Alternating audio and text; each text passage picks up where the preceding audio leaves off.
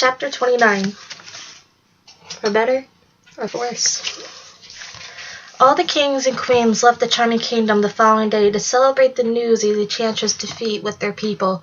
Red was the only one who stayed behind, because at the end of the week, Froggy, Goldilocks, Jack, Bob, Charlotte, and the twins all attended Rumpelstiltskin's funeral. Hearing the news of his final act, and what his last words had been, was hard for the seven dwarfs to swallow, so they wanted to make sure the ceremony was everything Rumpelstiltskin would have wanted. It was a small ceremony in the dwarf forest on the front lawn of the seven dwarfs' cottage. The dwarfs had made their brother a casket of glass and jewels from their mines, just as they had for Snow White. He was buried in a daisy-covered field not too far from the cottage. The dwarves said Rumpelstiltskin had spent a lot of time there when he was younger, and they knew he would have been happy to make his final place of rest.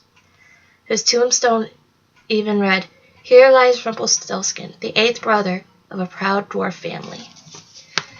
That night, when they arrived at the charming kingdom, King Chance and Queen Cinderella hosted a dinner to honor the twins, and the others had sailed on the Granny. Connor was seated at the table in the dining hall when a man sat next to him started a conversation. "I'm looking forward to this," the man said. "I miss being a part of the famous charming dinner parties." "Do I know you?" Connor asked him and gave the man a side-eye. "Connor, it's me," the man said. "It's Froggy." Connor shook his head and looked at the man again. He always forgot Froggy was actually human, but no matter what physical form he took, he always had the same kind eyes. "Your grandmother changed me back as soon as we returned from the funeral," Froggy said. "The funny thing is, I have grown so accustomed to being a frog, I've forgotten she still had to change me back." "Do you miss anything about being a frog?" Connor asked him. "I do miss reaching the books on the top shelf without ladder," he said. "One doesn't realize how useful frog legs can be until you lose them." A twinkle came to Froggy's eyes. "Speaking of reading, I have something for you." He reached into his lapel and pulled out a rolled-up stack of parchments. "When we were setting up the camps for the trolls, I found these in the Granny's wreckage," Froggy said, and handed the parchments over the counter. "My stories," Connor said. "I thought these were lost forever." "I must admit, I enjoyed them quite a bit," Froggy said. "You got a real knack for storytelling, although I do have a word of advice for you." "What's that?" Connor asked. "Never let Red read these," Froggy said. "I thought it was very clever writing everything as trolls, but she would have you executed if she read your interpretation of her." Connor chuckled and playfully punched Froggy's shoulder. "No, I'm serious," Froggy said. Connor gulped. The others finally arrived and took seats around the table. Jack and Goldilocks looked down timidly at all their silverware, not knowing what to start with.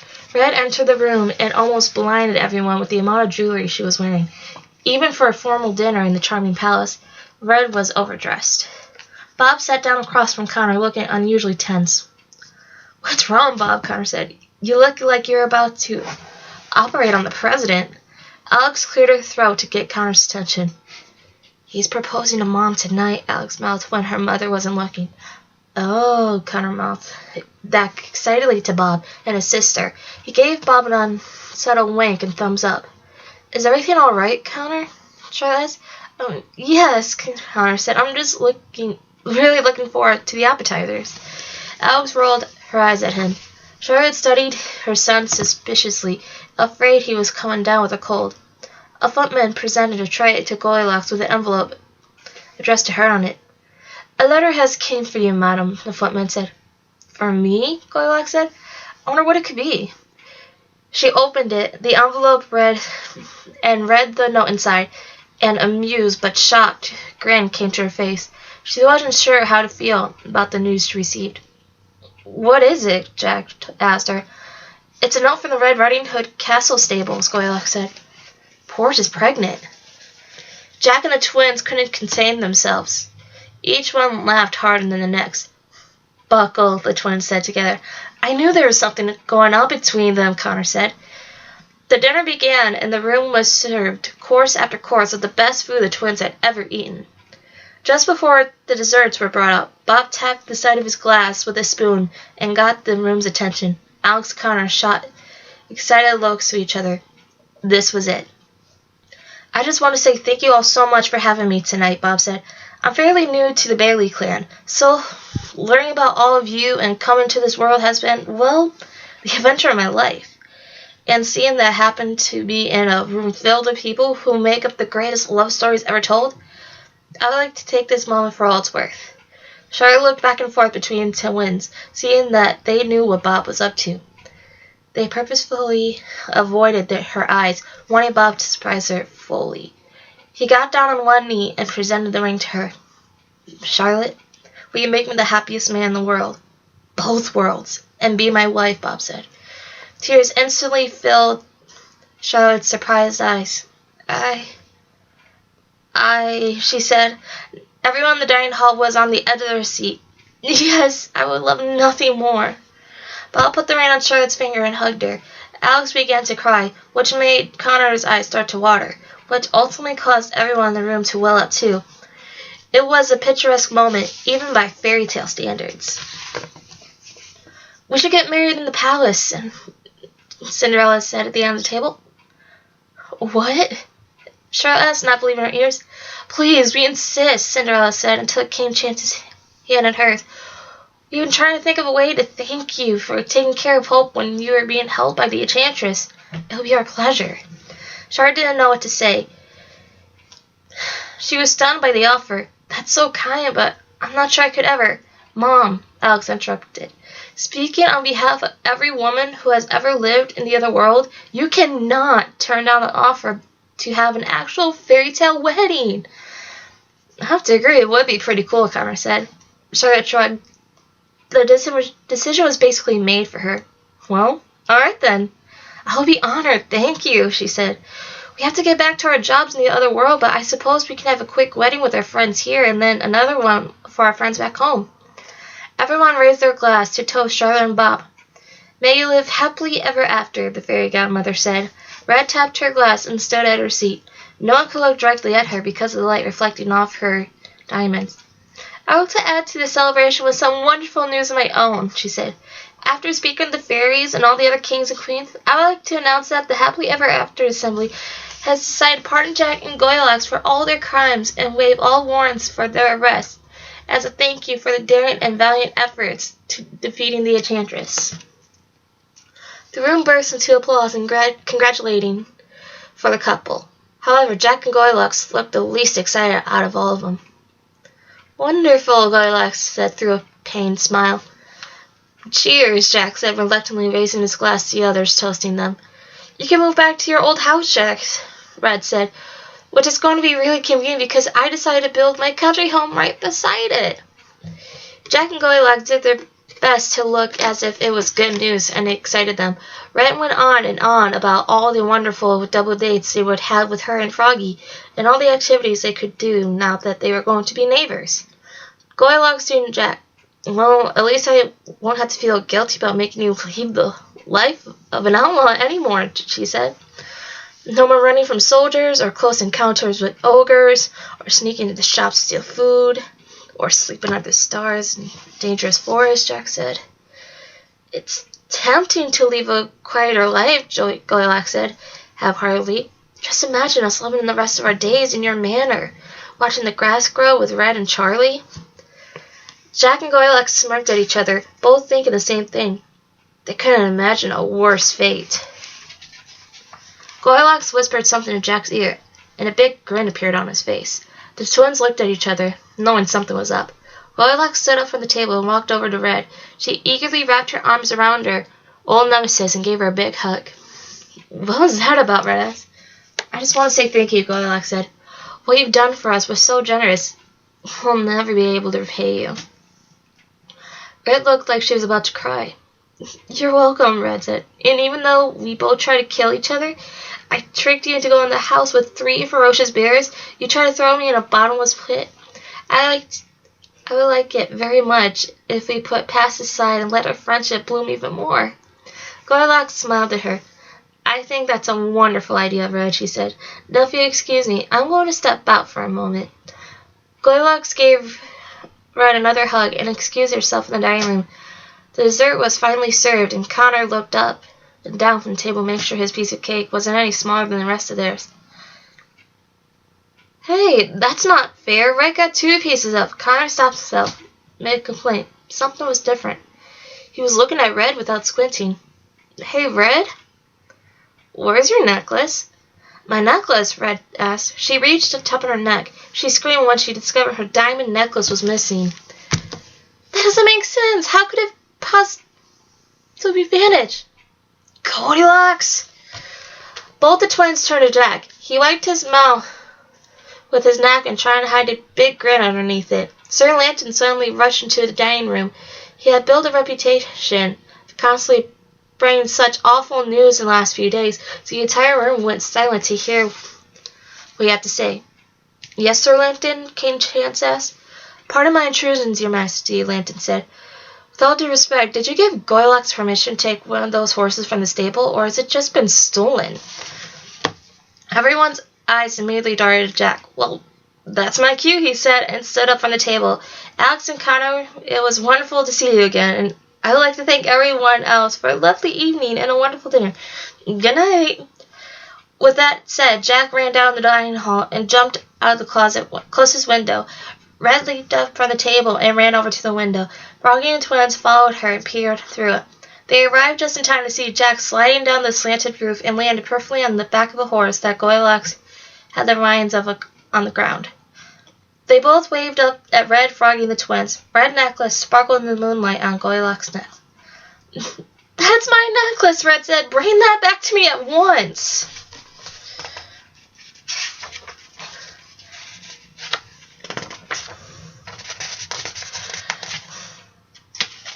Goylocks yanked on the reins, and she and Jack rode off into the night, happy outlaws once again. Red slammed her hands on the windowsill. I cannot believe I wasted an ounce of generosity on that woman, she yelled. Sir Lantern, I want you to put a team of your finest men together and go after her once. But I don't work for you, Lantern said. No excuse, Lantern. Find them, Red demanded. Lantern looked at King Chance and Cinderella. They both shrugged. Right away, Queen Red, Lantern said with a sigh and left the room. Alex, Connor, and Frog couldn't help but laugh as they watched their friends ride off into the night. Much as it distressed Red, they were happy to see Jack and Goylocks return to their own habitat. Charlotte and Bob's wedding was just 2 days later. The entire palace was decorated in flowers and giant banners. Bells rang through the entire kingdom. The charming tradition, the twins' grandmother transformed their mother's nursing scrubs into a beautiful white gown and veil. Alex and Connor had never seen her look so beautiful, and both grew a little misty-eyed because of it. They were so happy to see their mom get the wedding she deserved. The ceremony was held in the ballroom, and was so crowded the twins thought the entire charming kingdom might have shown up. The fairy godmother conducted the ceremony herself. Princess Hope was led down by the aisle by her mother and acted as the flower girl. Connor was Bob's best man, and Alex was her mother's maid of honor. Do you, Charlotte, take this man to be your husband? The fairy godmother asked. I do, Charlotte said. And do you, Robert, take this woman to be your wife? I do, Bob said. The vows were only interrupted once as Red loudly blew her nose from the seats, overcome by the ceremony and still upset about losing her favorite necklace. By the power invested in me by the Happily Ever After Assembly, I now pronounce you husband and wife. The fairy godmother happily called out, You may now kiss the bride. The twins both turned their heads away and the crowd cheered. Bob, Charlotte, and the twins then got into the carriage in the shape of a pumpkin and rode through the charming kingdom streets, waving to all the well-wishers who had gathered there. I think this family is off to a good start, Connor said. The evening, as soon as all festivities were over, the fairy council met the fairy godmother at the charming palace. They were there on official council business and called together a meeting so exclusive no one but the fairies was allowed to be part of it. The fairy godmother waved her wand and made a door appear that led to the other world, and she and the other fairies waited for Mother Goose to arrive so the meeting could start. Mother Goose eventually emerged through the door, dragging her basket of a suitcase, and a very defiant and reluctant Lester with her. Come on, Lester, she said. I know you'll love the slot machines, but we can't stay in Vegas forever. If her appearance was any indication, Mother Goose had done a lot of traveling in the last week. She wore a large sombrero that said Tijuana across it, a colorful Hawaiian lei around her neck, and a large I Love New York t-shirt and wooden Dutch shoes. A foam finger from a football game was still over her hand.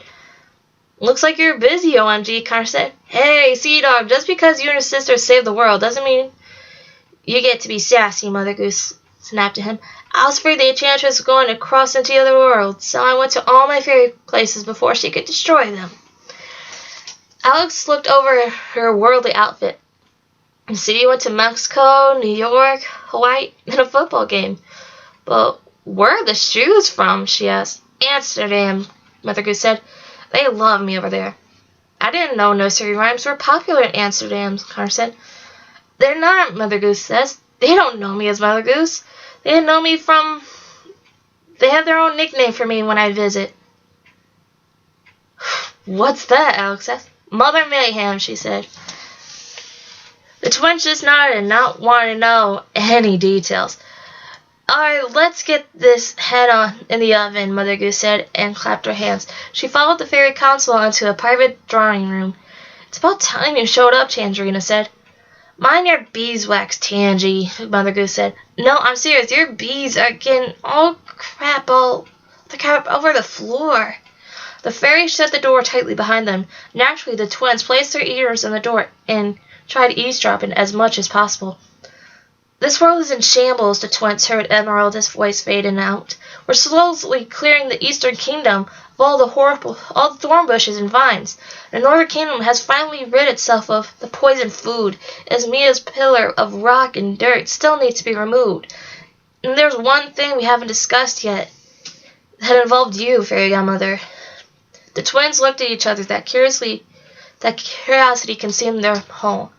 "I'll be back," Connor said. A few moments later, he returned with an empty glass from the palace kitchen. He handed one to Alex, and they placed them over the door up to their ears. They could hear what the fairies were saying much more clearly now. "You understand how difficult it would be for my family, don't you?" they heard their grandmother saying. "We're not proposing it to be cruel. We're proposing it to be preventative," Skylene said. "If we don't do something, it'll be a matter of time before someone else follows the Enchantress's footsteps," Antheo said. "In the end, it's your decision," Esmeralda said. "It's your gift. You were chosen to be the gatekeeper. We can only tell you what we think is best for both worlds." Alex and Connor looked at each other. "I understand," their grandmother said. "And if that's what the rest of you think is the right thing to do, I cannot ignore that. I just don't think how I'm going to break the news to my grandchildren." "You can take as much time as you need," Esmeralda said. The twins heard them and started to come toward the door and ran down the hall so they wouldn't be caught listening. Their curiosity ate them alive for the rest of the day. It was the news their grandmother was going to have difficulty telling them. What did it affect them and her ability to move between the worlds? The twins' imagination didn't do them any favors as they thought on what the possibilities could be. Luckily, they weren't forced to suffer too long. That night after dinner, the fairy council called everyone to the ballroom to fill them what they had discussed. "It's going to take some time before the world can fully recover from the damage the Enchantress caused," Esmeralda said. "Esmeralda may be gone, but the fact is, what she tried to accomplish still remains a possibility as long as the two worlds are joined." "So what are you saying?" Connor said. The fairy godmother closed her eyes, not wanting to see her grandchildren's face when they heard it. "For the greater good of both worlds, we have decided to close the gateway between them," Esmeralda said. Alex felt like she was being told her father was dead and her mother had been kidnapped all over again. Her stomach tightened and her heart beat at a rapid pace. She felt her palms go clammy and the rest of her body go numb. "What?" she asked breathlessly. "How is that even possible?" Connor said. He also was having an incredibly hard time processing the news. "It's possible if we use our magic together," their grandmother regretfully told them. "So what does that mean?" Connor asked. "Does that mean we'll never be able to see you again?" Their grandmother shook their head. "Happy to report one small consolation. I was able to convince the other fairies to supply us with a way to see each other," she said. She waved her wand, and 2 long square mirrors with golden frames appeared. We'll be able to see each other using these mirrors whenever we want. We just won't be able to travel between both worlds, Connor asked. The grandmother closed her eyes and nodded her head. It was clearly almost as painful for her to tell them as it was for them to hear it. Alex was shaking her head profusely, and tears began running down her face.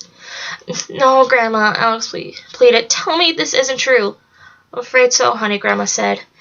Alex lost it completely and buried her head into her mother's side. She cried so hard she was practically silent except for her deep gaps of air. Alex tried to remain strong for her kids, but she was having a hard time keeping it together herself. She knew she wanted the news meant for them. And you're okay with this? Connor yelled. Tears spilled down from his eyes. I hate as much as you do, their grandma said, but to secure the safety of both worlds, we don't have another option. Connor could only get one word of the next question out. When, he said. His voice cracked as he fought emotion. Tomorrow at dusk, his grandmother said, waging her own emotional battle inside. Alex couldn't stand to hear any more of it. She ran from the ballroom and headed up the stairs to her chambers, her hands covering her face as she went. Alex? Child called out, but it was no use. Alex shut the door to her chambers behind her and collapsed on the floor. She cried and cried for hours and hours. She had lived through the fear of losing the fairy tale world so many times, and now it was real. It was actually being taken away from her. And all the times her greatest fear had been realized, right after she learned how much potential she had to offer this world, right after she discovered she had a chance of being the future fairy godmother someday, right after her own certain future had nearly been set. It was all being taken from her. It felt like the land of stories had always been dangled in front of her and her brother like a taunting cat toy. Every time they thought they had finally grabbed hold of it, it slipped out of their grip. She cried until her tear ducts dried up, and she couldn't cry any more. She lay on the bed and prayed there would be some way around this nightmare. A soft knock came from the door. Alex, can I come in? Charlotte asked from the other side. Sure, Alex said. Charlotte walked into the room and took a seat on the bed next to her devastating daughter. So unfair, Mom, Alex said. After everything we've been through, after everything we've seen, why does it have to be taken from us too? Charlotte rubbed her hand gently on Alex's knee. Alex sat up and looked at her mom. She was crying almost more than Alex had been. Why are you crying so much, Mom? Alex said. You're not losing anything. Charlotte smiled. But I am, honey, she said. A year ago when you and your brother first came back from this place, I knew I had almost lost my little girl forever. I watched her grow sadder and sadder the more she spent away from this place. I knew there was nothing I could ever do to stop her, because her heart belonged somewhere else. Mom, what are you talking about? Alex said. Charlotte put a hand on Alex's face and looked at her daughter right through the tears in her eyes. I'm saying I'm not going to let you leave this place. Leave the place where you belong, she said. Alright, that is the end of chapter 29. I hope you enjoy that. Don't forget to subscribe if you want to hear more from the Land of Stories, The Enchantress Returns, and more books to come. And hopefully when you get some good ideas, don't forget to comment below on book suggestions for me to read later on. But overall, hope you have a wonderful day and enjoy the reading.